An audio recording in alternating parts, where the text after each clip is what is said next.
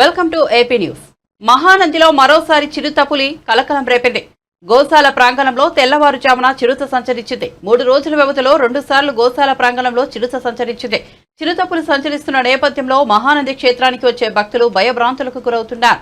చిరుతను బంధించాలని అటవీ శాఖ అధికారులను స్థానికులు కోరుతున్నారు.